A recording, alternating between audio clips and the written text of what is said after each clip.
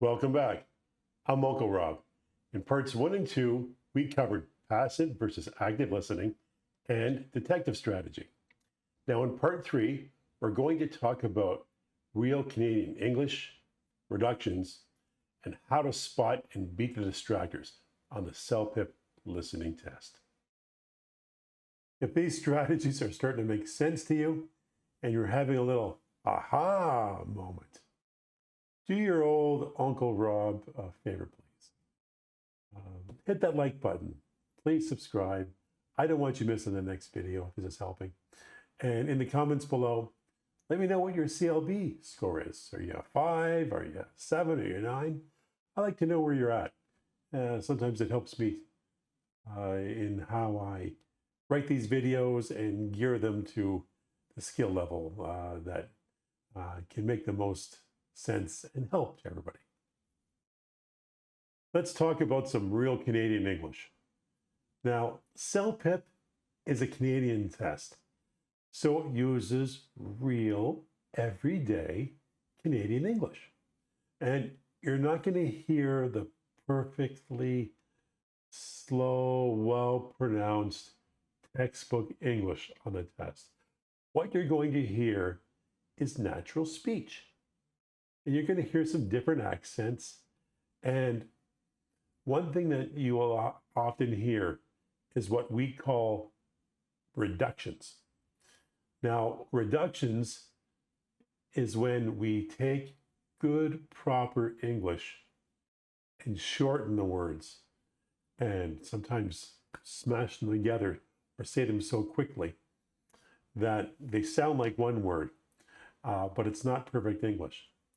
And reductions, we often use those when we get lazy.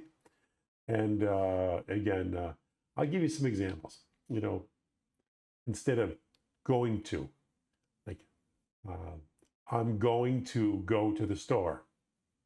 You might hear somebody say, I'm gonna go to the store.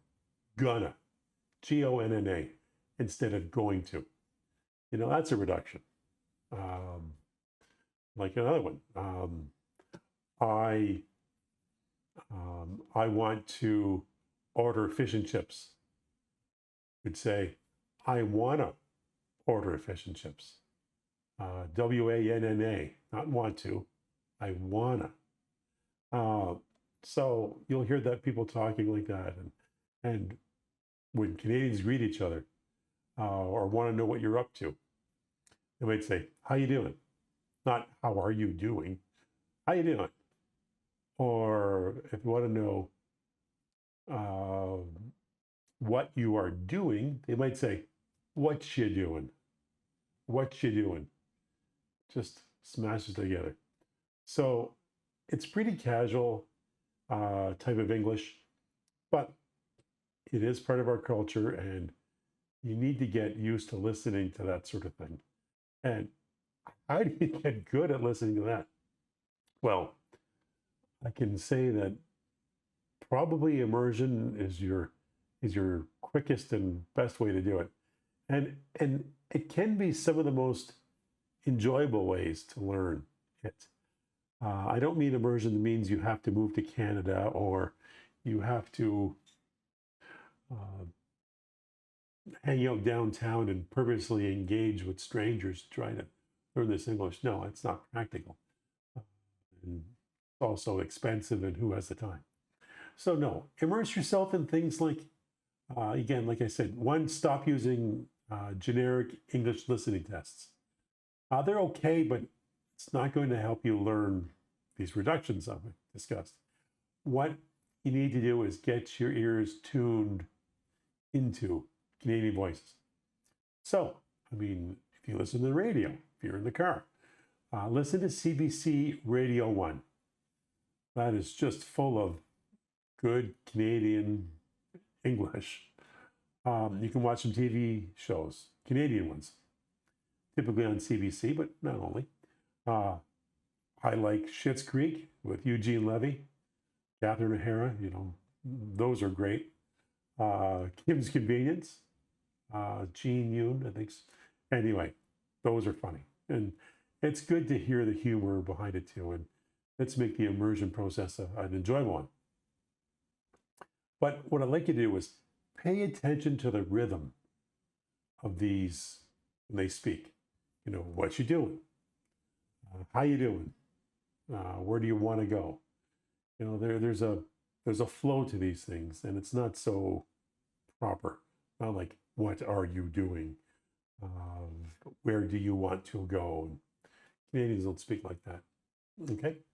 So, and again, slang. You're going to hear certain slang words that are very, very Canadian, and you pick up on that. And it's nice if you can somehow, you know, record Schitt's Creek or Kim's Convenience and hit the old pause button if you can. And if there's a word you don't know, you can always look it up. And online, there's all kinds of slang dictionaries to help you. But it gives you a feel of what everyday flow is like. And it'll help you for the CELPIP test, because you're already tuned to Canadian speaking, Canadian accents, Canadian reductions. Test will be easier to understand. And here's a few other fun Canadian examples.